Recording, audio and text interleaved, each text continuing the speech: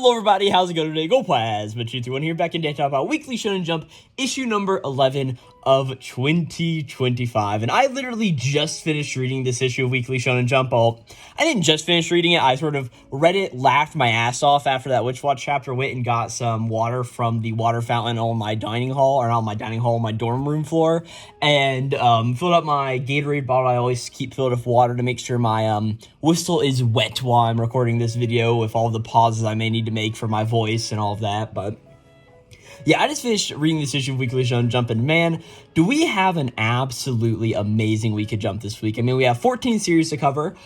Two of them are newbies, pretty much. We have, of course, Embers and Star of Beethoven, which are the two new series. Of course, Star of Beethoven is the debut chapter this week, and we got the first chapter of Embers last week. But even still, there's a lot of really good in Jump this week, and honestly, there was really only one chapter where I sort of sat down and like, man, I actually don't know if I really rock with that too much, and we will be getting there whenever we get there. But like I said, just honestly a really good week of Jump, and almost every chapter had me either laughing, like smiling really hard, being like, man, that was really heartwarming. I mean, almost every single one did, which is, hey, it's exactly what you want. I mean, the action series are like, damn, that was pretty cool. I mean, One Piece and Nexus, Kyoshi, and Kagurabachi were all like that big, like, whoa, that's really cool factor. Kill Blue was like, okay, that's interesting. Sid Craft was like, man, I actually did sort of like that joke and all the stuff going on there. Witch Watch, as I said, was, I probably spent 15 minutes reading this chapter of Witch Watch just because it was so funny, and just, we will be getting into all of these series whenever we just sit down and talk about them. And really, I just want to talk about this week of Jump because it was just so fun and just so entertaining. So without any further ado, of course, what we do here on the channel is I'm going to be rambling about all 14 of these series, pretty much giving my thoughts on them. I may be going into a little bit of play-by-play on a few of them, may not for some other ones. It's really just whatever I have to say about the series is whatever I'm going to say about them. And then once we do all of that, we will rank them from the best series of the week all the way down to the worst series of the week, and every other spot in between all of the other 12 in-between spots, because there's 14 series. You guys know how that math works? Of course you know how that math works. And at the very end of the video, we will also be picking who is my favorite character of the week. So, yeah, without any further ado, I just say let's go and hop into it. And of course, our first chapter we're going to be talking about is none other than Kagurabachi. And of course, if you guys don't know, I do Kagurabachi chapter reviews on the channel, and I've actually already recorded the review for this chapter of Kagurabachi. I actually recorded it earlier this morning, which is pretty dope, all things considered. But yeah, this is a really fun chapter of Kagurabachi as we go through. Mainly, it just really involves Hirohiko has now appeared in the why can I not remember what things are called sometimes? In the Kyoto Bloodshed Hotel, and Toto is there, and pretty much Hirohiko just has a fight with Sengoku, who is the main guy here of the, or he is the general manager of the Kyoto Bloodshed Hotel. I've talked about this series so much today. I mean, I've recorded 2 Kagurabachi videos, edited a third. All of them, I say the name Sengoku like 50 times, and I don't know why. It's just like, I'm forgetting everything important at this sort of time. And then pretty much Hirohiko ends up killing Sengoku by the end of the chapter, as pretty much the whole other deal of the chapter is like, hey, some assassins are coming in to try to take out Iori and Chihiro, pretty much kidnap Iori, and we will later learn that that is all because of what Hirohiko has done downstairs. And the whole sort of various thing is that, like, hey, Chihiro's coming through, he kills all these guys, and Iori's like, hey, are you sure, like, you're able to be going through and doing all of that? And then Hirohiko and Chihiro have this really cool face-off where Hirohiko, like, comes up the elevator, and, like, the way the elevator is drawn here, like, I actually cleaned up this panel for a thumbnail earlier this morning, too.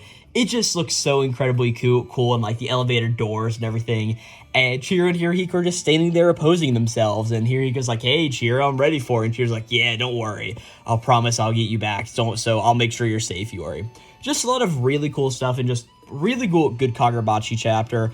Like I said, I don't really want to go too much more in depth into it because I have talked about Kagurabachi for a long time today, and also just I've talked about it a lot in general. So like, go check out. I think this was like a 28-minute video, or maybe like a 22-minute or something around there for that chapter. But yeah, Kagurabachi was very, very good. And One Piece, Man, this chapter of One Piece was really surprising to me because we've had extremely consistent One Piece here for a little while. I mean, as you can see, we've had it every week this year so far. And let's just go all the way back to 2024. Yeah, we had One Piece there, and doesn't look like a One Piece here. Yeah, so we've had One Piece for 6 weeks straight, which is like, Oda, we all know that you want to take your breaks and that, like, it's good for you. Like, we get 3 chapters on and 1 chapter off. I think that's totally fair for what the One Piece monstrosity become. But for 6 chapters straight, man, you're doing absolutely well. And we do know that first through 12, there isn't any One Piece chapter, so sort of is what it is there. But the big thing about this chapter is we have finally been introduced to Scopper Gaban. Actually, oh no, I messed up some things there. Oh, where are my tabs moving? Okay, we're going to leave you there. Okay, there we go. I don't know what my tabs are doing there, right? But we finally get introduced to Scopper Gaban, who is the left arm of the Pirate King Goldie Roger. And pretty much we learned that on Elbaf, he's been called a Mr. Ya for a long time. I don't know if that has any, like, easily translated Japanese joke that, like, we just don't get over here in the States. But I really do like how at one point Roto calls him Sir Ya. And so Luffy ends up calling him, like, oh, hey, Sir Ya, like, how are you doing, right? It's just a little bit of a funny thing. Yeah, he just calls him, oh, yeah, Sir Ya. I don't know. It's just a little bit of a funny joke there. And pretty much the whole thing of this guy is, like, he seems to have this whole thing of, like, oh, yeah, red-haired Shanks was the one who captured, what's his name, Loki, all the way back in the day. So it's like, okay, that's a pretty big reveal, all things considered. And then this whole thing of, like, hey, I'm the preacher of love. And then Luffy just says, like, hey, it sounds like this is what Sanji will be like when he's older, which is also pretty funny, which does make sense as, like, hey, Zoro can go down more of the Rayleigh path. I mean, does Rayleigh have one eye closed at all times, or does he have, like, a Rayleigh One Piece? Yeah, Silver's Rayleigh. Does he have a scar down one eye? He does have a scar down one eye. I don't know why I've never sort of, like, thought through that before. And then, of course, you have Sanji, who is falling down the same path as Scopper Gaban. That's pretty cool. And, like, hey, this is the father of Ripley and Colin and all that sort of good stuff. And, hey, at the end of the thing, it's just like, hey, this is the left hand of the Pirate King. And this whole thing of, like, okay, here is Roto's key. And Scopper Gaban just says, like, hey, if you want to take this thing, then you have to take it from me. And everybody's like, what? That's crazy. What's even more crazy, honestly, is that there's no more mention of what happened last time with the whole Harley mural and all that sort of stuff. I figure we may, like, catch back up on that, but, like, hey, I also just like this meeting Scopper Gaban, and, like, I've never been, like, the biggest One Piece guy, but I know I've heard that name before, so honestly, really cool chapter of One Piece. I definitely did enjoy it, but we're going to put it down more here in the middling area because that's just what we're going to do. And now Ichi the Witch was, like, I don't know if we've ever had, like, as much of a deeply emotional Ichi the Witch chapter as the one that we got this week, because as we sort of go through it, this is a lot about Descaras realizing everything that's going down with Ichi, and, like, we see that Jiki Shirone, the prophecy, who is the prophecy magic, but is called the Oracle Witch. However you want to sort of phrase that, pretty much, like, adds on that other thing while Ichi is still asleep. And, like, Marigold, or Monogold, who is the, like, chief witch, pretty much just, like, says to Jiki Shirone, what is it? Shirin Bondona, Descaras, and, what's the other witch's name? Oh, and Monogold herself. She's like, hey, only us 4 are allowed to know about all of this. And, like, hey, as soon as Ichi wakes up, we need to tell him about this new prophecy. And then seeing that, like, hey, of course, Ichi got told this and is like, hey, I will willingly die for the cause because I'd rather be hunting prey than not. And then we just see Descaras in a bar sitting there. And then Toge Issei comes up and sort of, like, has a little bit of a chat with her. I really love the image of her magic circle. It's like, hey, all of my refined magics are there, and now the Kendake magic is in there, just, like, being an agent of chaos within her magic circle. Really funny to see. And also, I do like how we're sort of seeing this expanded view of what the magic circles can be for everybody, because, of course, we've now been introduced to Ichi's, so sort of seeing other witches' magic circles is pretty cool, in my opinion. And then this whole very much stuff of, like, Toge Issei saying, like, hey, I know what I said about if he could get the Kendake magic before me, but, like, we all saw what he was capable of out there, and we all know his destiny and what he needs to do, right? And, like, hey, surely he was born under a special star. And it's like, hey, and that's precisely why I'm concerned about you. As we see that Descaras had a brother, it seems, named Libro. Libro. And it seems like he got murdered or killed by the World Hater at some point, and that's why this Cross has so much of a vendetta against him, and like she's just drinking around here, and eventually there's this whole thing to where Togi says like, hey, if this becomes too much for you at all, I will gladly swap places with you at any time. And she calls him Des. And then Descross just calls her Chick, which is like, okay, a little bit of an interesting thing going on there. But like then Descross goes to talk with Ichi and Kumagi. And it seems like Ichi is just wrecking Kumagi in cards as we sort of see like they're playing in like, I don't know what card game they're playing, but like from what we can see, like Kumagi has like 6 cards in her hand, and it does look like she has one pointed off, and it looks like Ichi is sort of reaching over towards her cards. So maybe they're playing like an old maid style game or something, but it does just look like Ichi has like 2 cards in his hand from what we can see. And like, what has he got there? He's got like an ace and like maybe what looks like a court card, so a king, queen, or jack, but it doesn't matter for the chapter at all. It's just like, man, this is a little interesting. And this whole little thing between Descross and Ichi of like, hey, are you really okay with like becoming this prey and everything? And Ichi's like, hey, I mean, I don't mind. And like, hey, and he sort of goes on this thing of like, hey, it's all I can do to hunt and live for another day, and that's the only way I know how to live. And then the end of this chapter is Descross just talking to Ichi and saying like, hey, Ichi, I want you to be my family. It's, the heartstrings are being tugged 21 chapters into this series, and I am already so emotionally attached with these characters, understanding what makes them tick, knowing what happened to Descross's brother, the Barrow, who honestly really looks like Ichi. Like, such a good little chapter here, and Ichi to which, I don't know if it was the best chapter this week, because I thought we had a lot of really, really good ones, but Ichi to which was extremely good, let me just tell you that for certain. Kill Blue is, as always, a very conflicting chapter to me, because at one point, I really did like what this was, is that Ogami, of course, in his middle-aged man body, or like the 20-year-old around their body, hitman, dude, all that, is really messing with Principal Oka and taking him out. Eventually, the drugs will wear out, and he's not able to fully attack him as well as he once was, sort of pushes him off the roof, and then he sort of has this thing where, hey, I've got a gun in my hand, and I can kill you. Except he sort of realizes, like, hey, he has lost his edge throughout all of this. And in the end of the chapter is Norin coming up and being like, hey, Ogami, is that you? And like, why are you holding a gun? And why is that Principal Oka? And it's like this big interesting thing is sort of realizing that Ogami's school career is most likely over now. Because like, as far as I'm aware, there's not really any actually, no, I'd say a complete lie, because we know Kazuma has that whole thing of, like, being able to hypnotize people to give them false memories and also make them forget certain things, which I'm pretty sure he's done to Norin before whenever the whole facility bombing thing happened, like, in that first initial, like, Tenmatendo arc of the series, like, Chapter 20 about all of those. I remember I covered a few of those chapters on the channel back in the day, back in series 1 of this podcast of the 2023 year, but that always happened all the way back then. So it's a little bit interesting to see what will be happening next. I mean, don't get me wrong, I thought this was a very good chapter, and yeah, I'm just a little conflicted. Like, I really love seeing Principal Oga getting his shit pushed in, but like, I don't know what else to think until I see more of this conflict on what's going on here, because until we see that, I don't really know how I can go forward in thinking about this chapter and recontextualizing this moment until really seeing what the fallout with Norin knowing who Ogami is from here. I honestly would probably prefer if it wasn't like a cop-out of using Kazama's tactics or whatever, unless it is a thing that easily makes sense, but either way, Kill Blue is good, but it's as normal. It's going on this bottom rung as normal, right?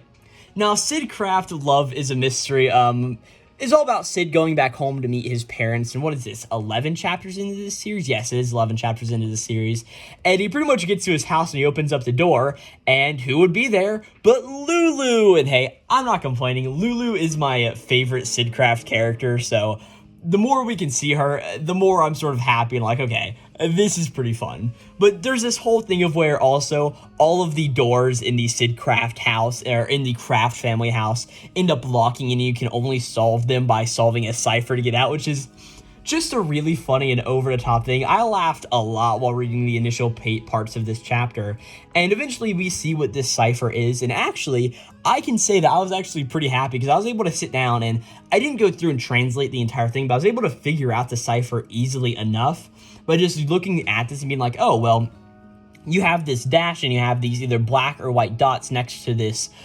random string of letters. I'm like, oh, what if this is like just going through and like, okay, maybe it's like you go back one letter, you go forward 2 letters, or however many things there are. And I actually am pretty proud to say that I actually was able to figure that out before Sidcraft revealed it to me, which I think is pretty cool, all things considered, right? But yeah, at the end of the day, just a really, really fun chapter, all things considered, just going through. They have to play a little bit of game of Twister, and oh no, Sid gets really close to Lulu. The parents come home, and this treasure chest full of the Sid family secrets is all of these little pictures of Sid as a young boy just being loved and doted on by his parents.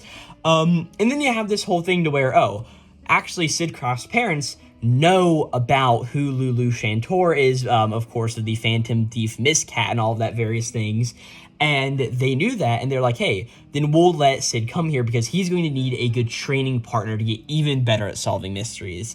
And even still, we have this conflicting idea of course, who is Zerocraft, but also why Sid's parents wanted him to become a detective so much and do all of these various things, like where they're sort of forcing this dream onto their child, which is something that Sid always doesn't seem to be like the happiest for, which is still a very interesting question.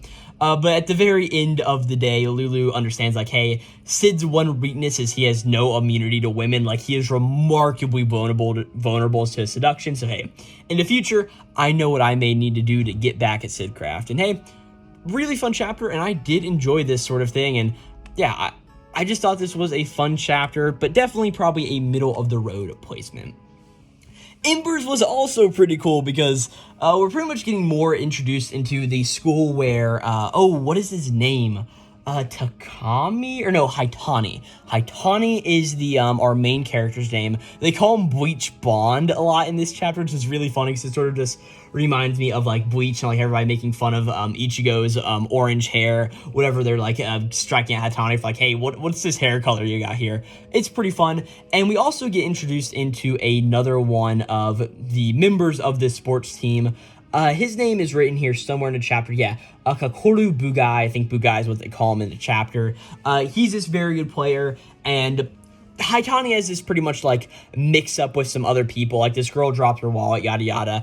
Either way, it's just a misunderstanding. But either way, it gets to the point that, like, hey, Bugai doesn't really like this guy joining the soccer team, so they have a little bit of a soccer match, and eventually it gets interrupted by the girls, like, hey, this is all a misunderstanding at the end of the day, after Haitani's able to show off, like, hey, I've actually got some power to me, so don't, like, be doing everything you're generally doing here. Hikagi's also the name of the club president, who's being very, like, misunderstood and part of this, mistranslation and everything here. And then the whole thing at the end of the chapter is Haitani is going back to put the soccer ball back in the sword shed, and he just goes in and puts it in there, and he's like, oh, I'm gonna put this ball right here, and as he's walking out, he accidentally bumps into somebody. He's like, oh, hey, oops, I'm sorry, bro, and he looks down, and it is none other than who I think is Takami, or Yuga Takami, who is the other person who mercilessly beat Haitani last chapter, and oh no, look, they're both at the same school. This is crazy, right? And the sort of ending narration is coming from the not club president, but like the club secondary president. Vice president's the word I was probably looking for there. The secondary club president. Maybe I shouldn't be talking about Shonen Jump. Maybe I should be taking grammar classes in college or something. But hey, it's a Sunday. School is off. Either way, what happens now, she's like, yeah, we finally got the last 2 pieces we needed. A defender who's great at stealing balls, talking about Hakami, and a striker who specializes in stealing goals, talking about Haitani and Takami. These names, I don't like these names. New series, please. No. Embers, I thought was really, really good. I want to see a lot more of the series, because I had a lot of fun reading this chapter for sure. Star of Beethoven. Honestly, whenever I first opened up this chapter, I was not vibing with it at all. For about the first 10 pages or so, until we are introduced to Ludwig von Beethoven, who seems to be the Beethoven from 200 years ago, who either got like time dilated, like time traveled into the future somehow after his death, or I don't know if we're talking like isekai plot here or whatever it is, but Beethoven's in this universe and he runs into this young boy named, let me find his name now, it's all the way at the beginning of the chapter and I'm all the way at the end, so I've got to scroll all the way back up. And then pray it loads for me. Yeah, Ichiro Yaso. Actually, I was on the last page too. I don't know why I didn't just like stick there and see it, but we have this kid named Ichiro Yaso, and we pretty much learned that like he was in a pianist competition like 2 years ago, and he mercilessly failed, and ever since then he has not been able to pick up the instrument. It really reminds me of the expulsion of Akane's father in Akane Banashi, of like Shinta being like thrust out of the school. But hey, we'll be talking about a good Akane Banashi chapter later. But backstory of Beethoven, it sort of reminds me of that various thing. And then we get introduced into Beethoven after like Ichiro is in a store of some kind. And Beethoven has this like really fun, weird personality where he's just like so over the top about everything. And eventually he's like, oh, I'm in the future, and show me a new piano, a futuristic piano, pretty much. And Ichiro goes and shows him.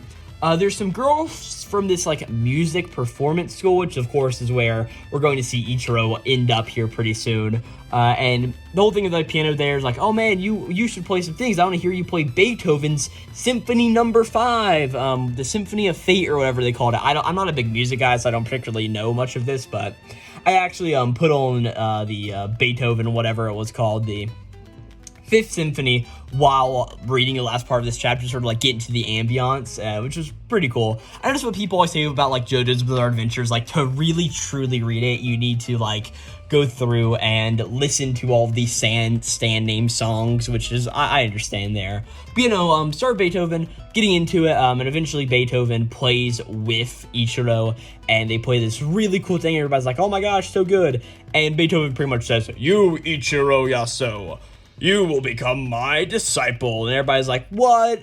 All the audiences, because nobody else really knows what's going on here. And yeah, that's where we ended up this chapter. I honestly don't know about the series. I will say this, from a first chapter perspective, I think this and Embers were both incredibly good. And I honestly would have a hard time picking out which one I ended up liking more, because I did think they were both great first chapters, all things considered. And I really do love Beethoven's character, and I definitely see, like, that's the one reason I want to continue reading this series, is because he's, like, so expressive and it's so funny. And I also do like the whole thing of, like, all the schools and everything, but, like, man, the author definitely wants to put, like, a little bit of fan service in here, too, because, like, man, the female character who we get introduced to first in this series has an incredibly big rack, and it's like, golly, like, it almost, like, took me out of, like, reading about this piano manga and Beethoven from 200 years in the past. I'm like, oh my gosh, it's really just weird, like, wow. But either way, I did enjoy this first chapter, and I honestly don't know where I'm going to rank it, so we're honestly just going to put it out over here for the second. But yeah, I did enjoy Star of Beethoven, and it's really going to come down to the next two chapters if I want to continue on reading it or not. Astro Royale, Astro Royale, Astro Royale. Last time Shikaba pretty much said, like, hey, I was the one who murdered our father, Habaru, and Habaru was like, what, you were? And as this chapter progresses, we really get more introduced to the other brother who's currently fighting in the next match, who, what was his name? Tiara. Tiara Yotsuru Yankee is the 9th adopted brother, or somewhere around in there. I don't exactly remember whenever he was first revealed. But we pretty much see that whenever he's fighting this weird, like, almost alien-looking creature, but definitely has these same, like, normal astro aesthetics that all the other people have. We end up finding out that this is, none other than Satsuki, who is the, like, 3rd adopted brother, or the 2nd, whatever it is. Actually, no, I think Rary was the 3rd. I think this guy may be the 2nd, if I'm not mistaken, right? And we eventually see that he's controlling, like, this remote body from up in the stands using his, astro called Puppet Maker, which, hey, or Puppet, was it Puppet Maker, was it something? Puppet King is what he calls it, which is also arguably a way better name than Puppet Maker. But just going through here, we see that Tiara has this ability to, like, summon a katana from his hand almost, as he sort of, like, claps his hands together and, like, pulls something out of it, and it almost, like, looks like blood almost in a moment as he, like, goes through and, like, wounds this alien puppet creature of Satsuki's. And eventually the whole thing is, as we go on through here, Tiara goes up to fight Satsuki up into top, and Satsuki turns a bunch of these people into puppets pretty much to use for him. And Ibaru comes in, grabs Tiara's sword, being like, hey, stop this. We're not going to let all of these civilians just get in the way and do all of this. He's like, hey, don't bring ordinary citizens into a fight between Yakuza. And here's like, hey, I walked a path of carnage, the complete opposite side of you, noble person. Just get out of my sight, or I'll kill you just like we killed our father. Sort of leading that he is also in the ploy with Shibataka, or whatever his name is. I think, yeah, Shibataka, something like that. I don't know, who cares?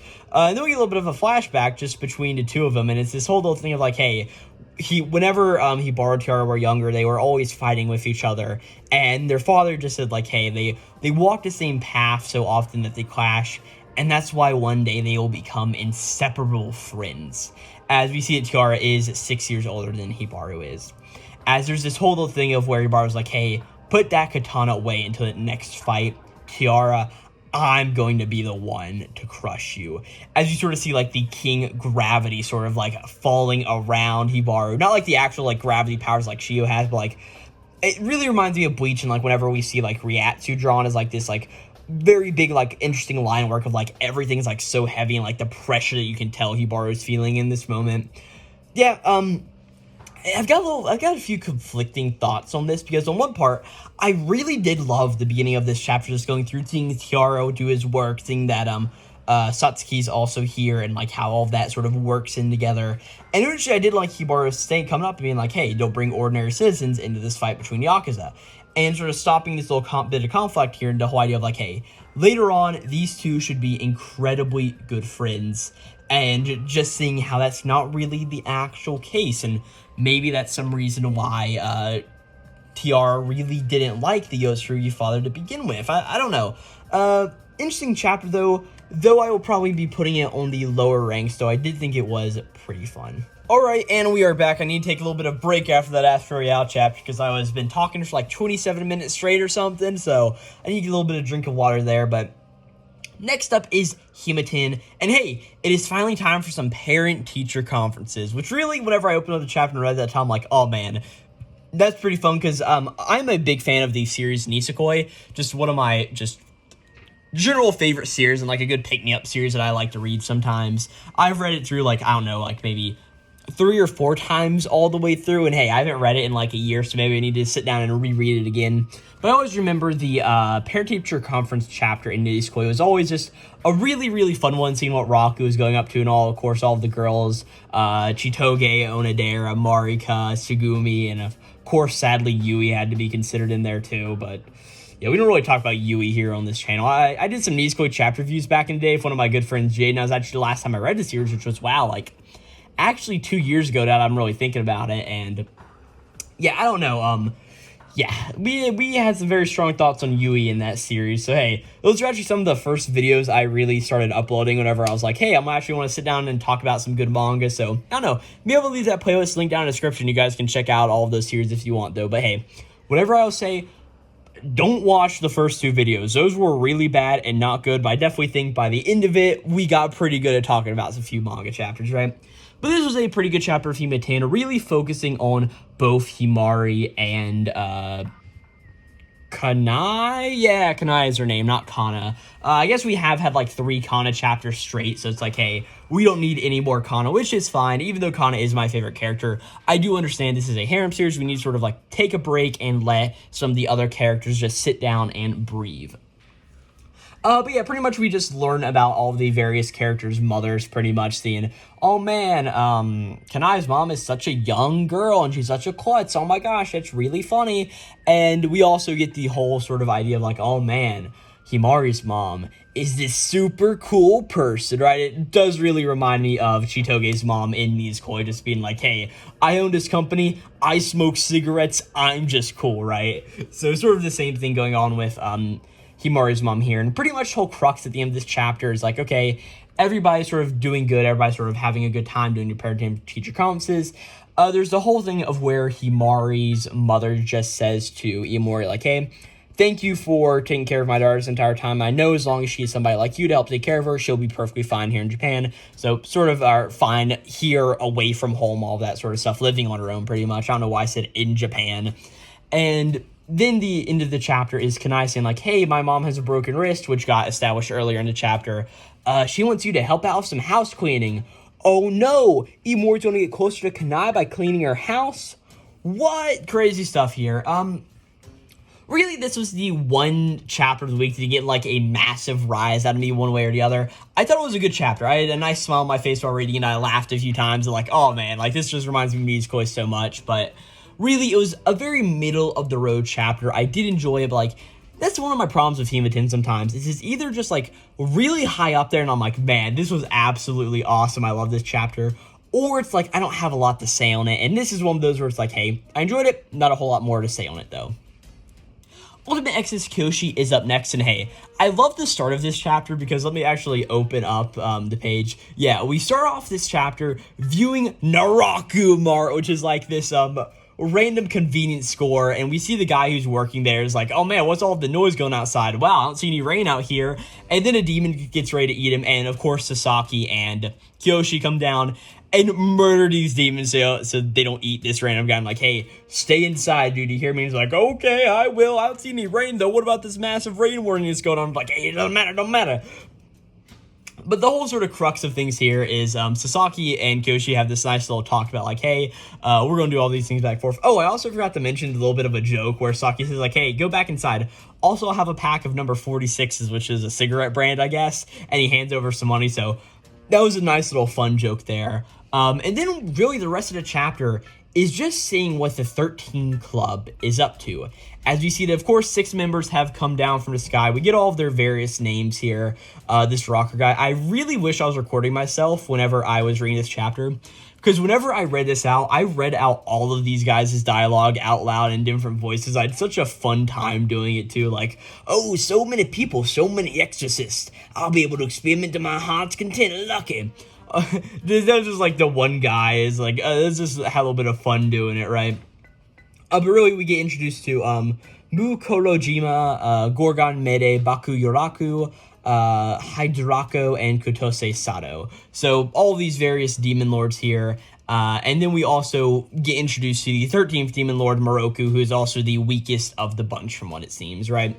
And the whole sort of big awesome reveal here is whenever Moroku sort of jumps all the way down after saying like, hey, I'm the weakest out of everybody, even weaker than the one that Kyoshi killed in chapter 1 of the series, who we learn is actually the brother of the Demon Lord, Kotose Sato, who, well, of course, we know also. Also, we don't know if these Demon Lords are ranked by strength, because it really does make sense, like, okay, we get introduced like the 2nd Demon Lord, the 3rd Demon Lord, 4th, 5th, and 6th, and then we also the 13th, and the 13th is the weakest, so maybe it is one of these things where, hey, the weakest is the weakest, unless we're pulling a Yami from the Espada in Bleach, where it's like, oh, who said the numbers were from 1 to 10? What about 0 to 9? It's like, oh my gosh, I can't believe this, but still, one of the funniest things that happened in Bleach, man. I absolutely love Bleach. I need to get back on talking about it here on the YouTube channel, you know, with the anime coming out and all that various stuff. But either way, what's his name? Moroku jumps down and he completely overwhelms this really cool guy we meet named Owado Tajima, who says all of these things that are super obvious, and he just says like, where's the first one? Hey, did you know? A strong shield is a shield that is solid and durable. And everybody's like, what? That's crazy. And then he also says like, hey, if we have to fight a lot of demons, we have to do a lot of exorcisms. That's all. I just really love that character trait. I think it's really funny whenever it's done right. And I think that, who's the author of this series again? Let me go up to the front. Suichi Usui. I just really like how he did that. I thought it was just really, really funny. And we then see this Demon Lord Moroku is just overpowering this guy here. As we eventually see that the 2nd Demon Lord, let me go back, find his name again, Mukorojima, just says that, like, pulls out like a microphone and just yells out to the city, "Hey everybody, I'm going to name 3 exorcists right now. Mokurajima will gladly buy any of these 3 from you for a super high price, you know? Tenma Sasaki, Kyoga Korogane, and Sajuri Hajire." And he pretty much just like yells all of this stuff out loud. And of course the arm that is holding all of the demon lords is sort of sitting here.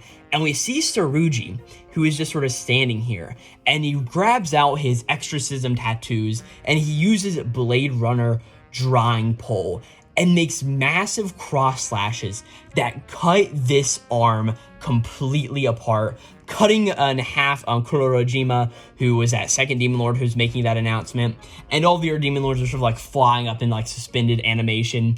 And we see that what was this guy's name again? I sort of feel bad. Kurtose Sada then just looks over and just says like, "Oh, it seems like someone here is quite rude." And he's like, "Oh, that's Sajuri Hajiri, right?" And Sada's just like, "Nice. This ought to be fun." And it looks like they're going to be facing off against each other.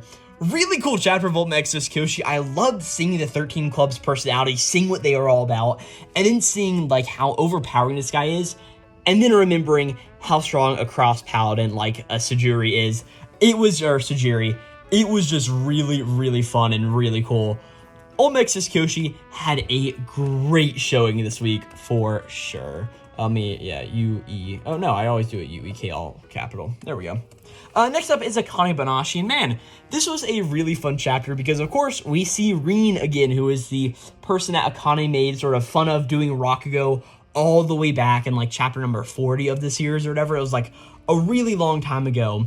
And we also get introduced to another Arakawa pupil named Tyson Arakawa. And it seems like this guy knows who seems to be Giriko, as we sort of get like this image, or actually maybe Kyoji. You know, actually that jawline does look like Kyoshi, that sort of beefy neck and everything. So we also don't see like the rest of Kojiri.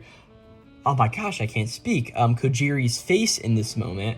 Or is it? No, it's Koji. Koji's his name. I was like, that doesn't sound right. I was thinking like Hajiri, but whatever. The whole thing here is like Akane gets back to Japan, goes through everything, right? And sort of ends up meeting up with Tyson, and Tyson ends up helping her out as all this stuff sort of goes on through here.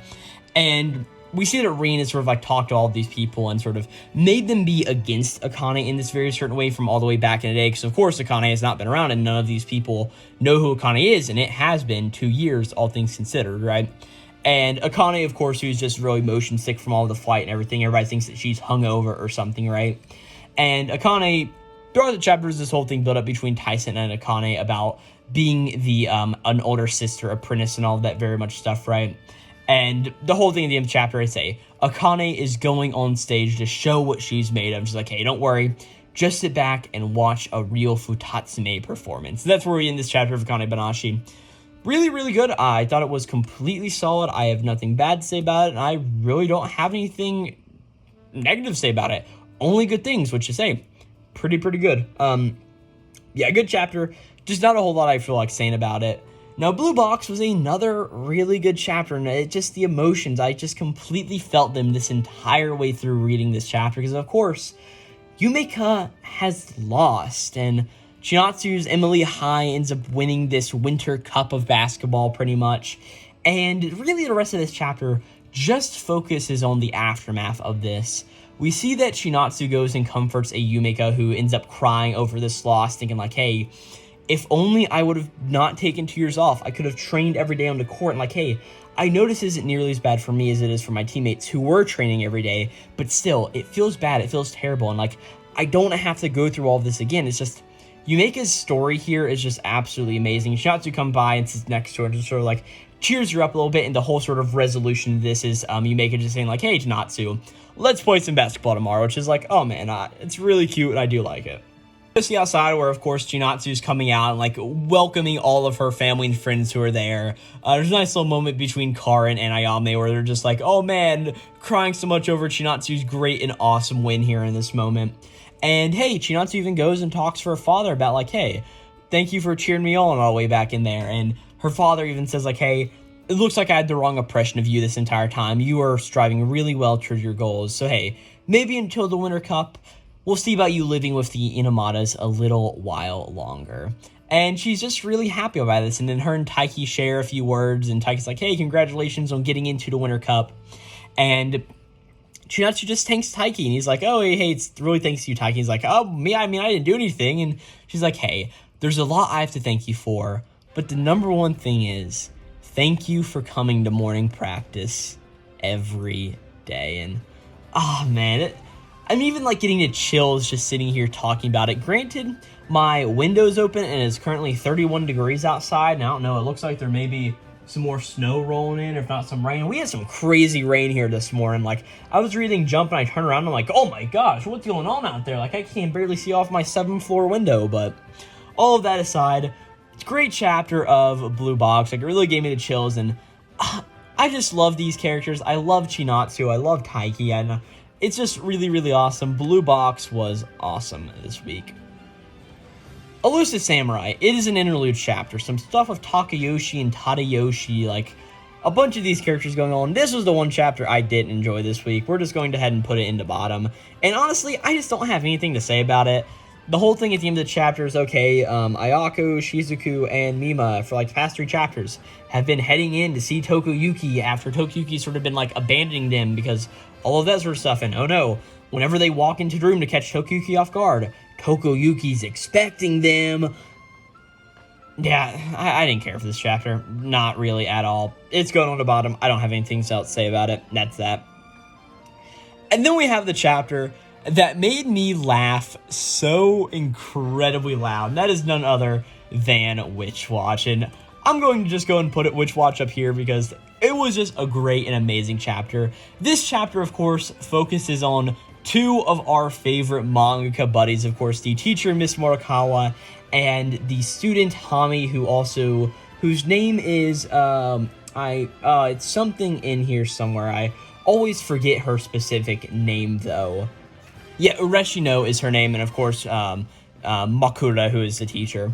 And this chapter is all about the 2 of them sort of having a good time. And hey, Ureshino has written a brand new manga.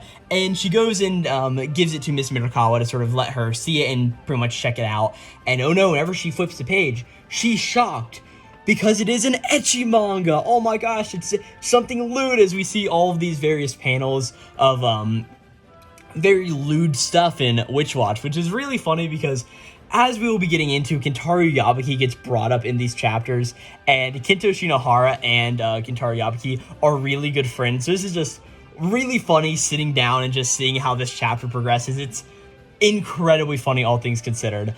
Pretty much we learned through some exposition, it is this ninja comedy series about all these various ninjas. And all of these various shots, it's like, oh man, what about this groping going on here in this image? And Ureshi knows, oh, she just slipped, that's all. And like all of the various teasing, oh no, there's a shuriken in the way, right?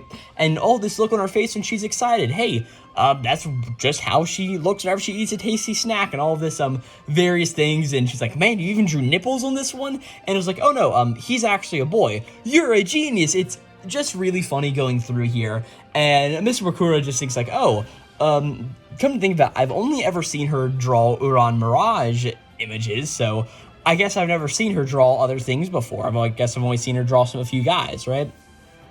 So she asks her, like, hey, can you draw Utsuro for me?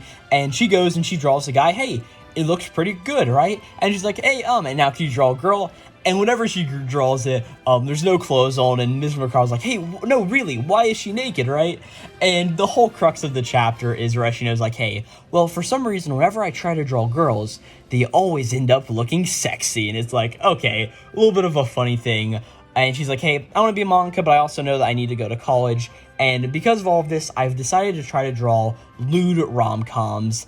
And she's like, hey, that's definitely a bold decision to make. Either way, eventually she's like, hey, I'm planning to go take this to Weekly Shonen Jaguar, which is the same magazine that Uran Mirage runs in, and pretty much see about that. And hey, Miss Makara, I would like you to come sort of be like some emotional support for me whenever I go to take this in. And she's like, oh, really? You want me? Well, when is it, right? And it's like, oh no, it's in 15 minutes. And they go rush off. No, it's just later in the day. So pretty fun there. We see this editor guy who's sitting here, which Honestly, I think it'd be really, really funny if this editor was like Kenta Shinohara's actual editor or something. I don't know. I think that'd be really funny. But we learned this guy's Usuigi. He's with the Shonen Jaguar editorial department. He hands over the manga. He flips through it really, really fast, very Bakuman style, reading through it. And he's like, oh man, you're actually reading it? And he's like, oh, no way. And he falls out of his chair. You have a gift for fan service, right? And he's like, man, holy crap, that was actually really, really good, right? And there's a bunch of girl next door jokes made also too in it, which is like the one part of the chapter I probably didn't like. But he's sort of just going down through here and he's like, hey, here's the thing. I know you've got the condition whenever you draw girls, they end up looking lewd. And I honestly like how you wrote the story and how it was progressed, but hey, we will not run this manga pretty much. And he says like, hey, it is pretty good, but times have changed, and you are currently reading a shonen magazine. You are not going out and you aren't reading a seinen magazine. And he even says like, hey, we could run this in a seinen magazine any day, but like, hey, the audience is the one who wants to read it, and sometimes people just don't want to read that, right? And eventually Urashino's like, hey, but I want my manga to be in Shonen Jaguar. I want to be in the same magazine as Uran Mirage. And then we pan out of this scene, and we see a little image beside, or we see these cubicles. And beside the cubicle where Urashino and Mikura are right now, is we see this other mangaka who's sitting here. And it is none other than the mangaka of Uran Mirage. As we see a little bit of a flashback where back in the day, I'm sorry, I don't actually remember her name right now. But either way, she just says like, hey, back in like, hey, I want to be in Shonen Jaguar. I'll think of some way to draw a hit that both readers and I can enjoy. And we see that she walks over from the cubicle, and the editor's like, oh, hey, Miss Uda, but she ends up like closing his mouth, and she's like, hey, I'm sorry to interrupt, but I was in the next cubicle and app happened over here. And she's like, oh, you brought a one-shot to show? And she's like, hey, if you try to change it, but just can't seem to, that's not your unique style as an artist. Treasure it. Draw what you want to draw. If it's something the magazine really wants to run, then hey, they'll find a way. And if you're having trouble expressing that thing, just obfuscate it, right? And we see that Urashino sort of is like taking a little bit of a thing from this, right? As eventually we see my Makara was like, oh, by me, like, was that our manga artist? I mean, what title did she draw, right? And of course we see that the guy doesn't end up saying it, and I didn't even realize this until now. He's had on an Uran Mirage shirt on the entire time, which is like, of course he would, right?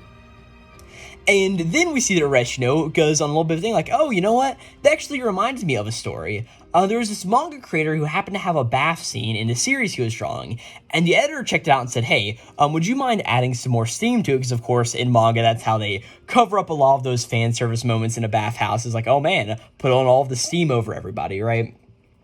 And this little bit of thing like, hey, the editor and the creator got together and discussed all these various things, trying to find a right balance of steam and sensuality, right? 2 hours later, they not only hammered out exactly where and how big the steam should be, but they also became friends.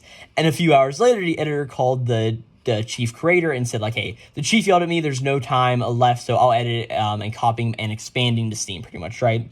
And she's like, hey, I won't name any names, but the creator supposedly agreed, only reluctantly saying, hey, don't kill too much sensuality, right? And we even see the manga panel, and of course, this is one of Kentaro Yabuki's series.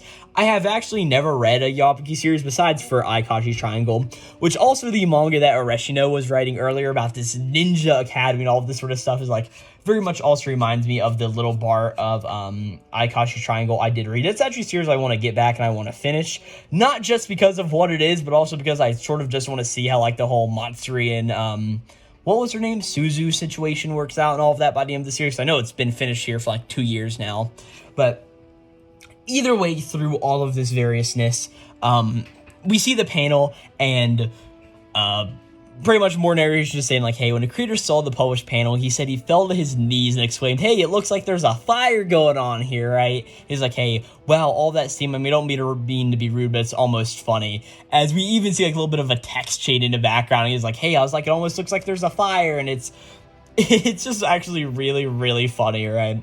And we then see half a year later, we pretty much move on from this event after the guy pretty much said like, hey, we can't run any nudity, okay, right? We see half a year later, her manga has been published in the magazine, right?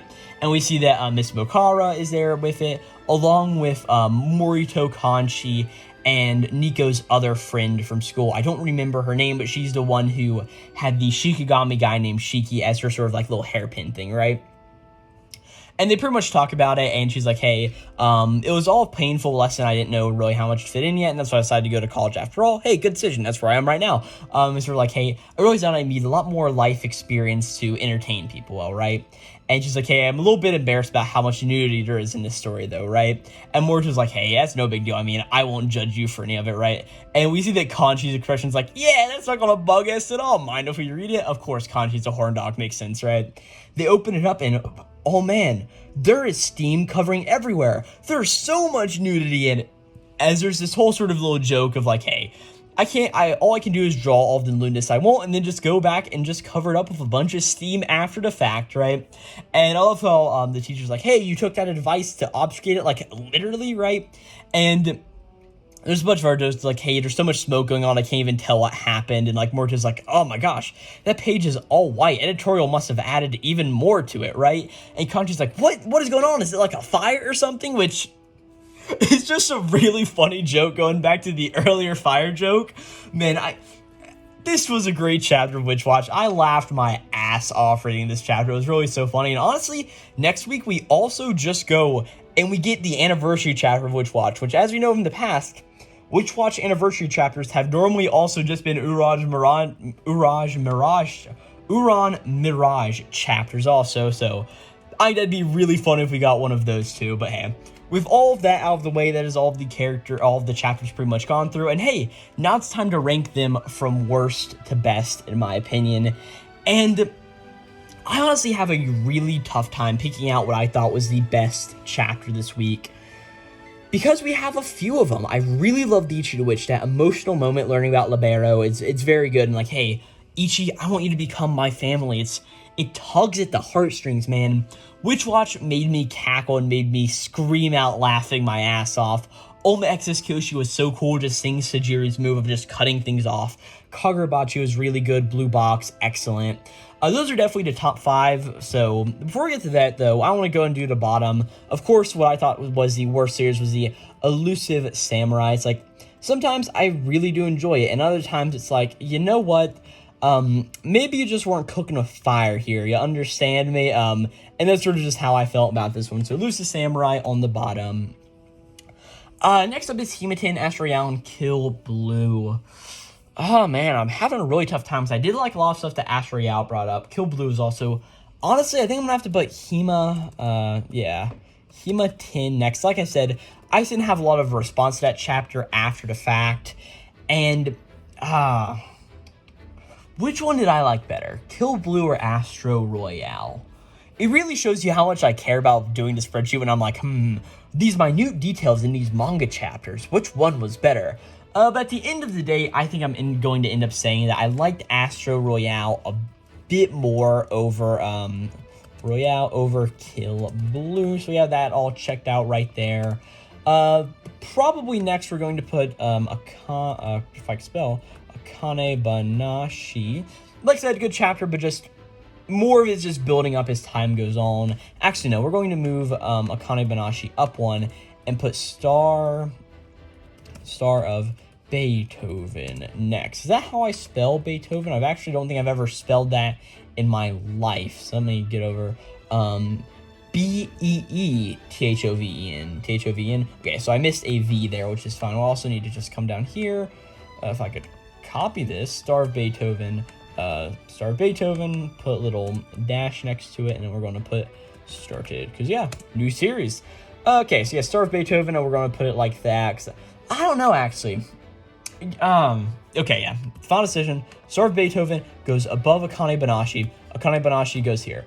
A lot of really good chapters, like I said this week. Next we will put Sid Craft. What is that? Is that the direct middle, or no? It looks like One Piece and Sid Craft are going to be the PIEC, are going to be the direct middle here. Like I said, Embers, we're going to put next. So like I said, hey, those are our top 5. So Embers right there. Then Ichi the Witch, Omexus Kyoshi, Witch Watch, Kagurabachi, and Blue Box. Oh gosh, I really don't know. Okay, I think Ichi the Witch is second. So we're going to put it there. Ichi the Witch. Probably followed up by a Kagurabachi. Honestly, no. Kagurabachi, I may also be deluded just because I've talked about it so much and like ran it through my brain constantly and read it before I read the rest of these chapters. We're going to put it 5th in this scenario. Put blue, if I can speak, blue box right there. Right above it is, nope, Ichi the Witch, 3rd best. Witch Watch, 2nd best. And my favorite series was Ulti X-Row Kiyoshi. I like that very much, and I think that's a really good ranking this week. And with all that being said, who is my favorite character? And honestly, I think I'm gonna have to give it to Yumeka. Yumeka from, of course, Yumeka from Blue Box. I don't know, I just really liked everything that she had to offer. And I did like the new character in Embers. I mean, One Piece had Skipper Gabon. What was his name again? Let me open up the One Piece chapter. Let me remember. Scopper Gabon. Yeah, that's what it is. If I don't drag all my tabs everywhere, that'd be nice, like I was doing earlier with the One Piece chapter. Maybe just a One Piece curse for this episode, but like, hey, like I said, very good week of manga here, and this is the end ranking theme today. Nexus, Kyoshi, Witch Watch, Ichi the Witch, Blue Box, Kagurabachi, Embers, One Piece, Sidcraft, Love is a Mystery, Star of Beethoven, Akane Banashi, Astro Royale, Kill Blue, Hematin, and The Elusive Samurai. But really, all of these chapters, besides for The Elusive Samurai, let's make sure we get that absolutely correct, I thought they were all excellent and really, really fun this week, so hey, great week of manga, for absolutely sure. And yeah, with that, thank you guys so much for watching this video on Weekly Shonen Jump, issue number 11 of 2025. Of course, I've done plenty of these other Weekly Shonen Jump videos. I've covered every Weekly Shonen Jump issue this year, so if you want to go check out that, you can check out this on podcasting platforms. Anywhere you can listen to a podcast, type in Let's Talk About Weekly Shonen Jump, and hey, you should see my podcast banner pop up, and hey, listen to it on podcasting platforms, or just check out the YouTube channel. Of course, there'll be a in-card linked in this video, along with a playlist down in the description down below. And yeah, with all that out of the way, thank you guys so very much for watching, and I'll catch you guys next time for issue number 12 of 2025 of Weekly Shonen Jump. And hey, issue number 11 was an absolute banger. Our new series, Star of Beethoven, I really enjoyed. Embers is also getting off to a really good start. And hey, Witch Watch made me cackle my ass off. So hey, thank you guys so very much for watching, and I'll catch you guys next time. This will be Glowplasma 231, signing out. Check you later, guys.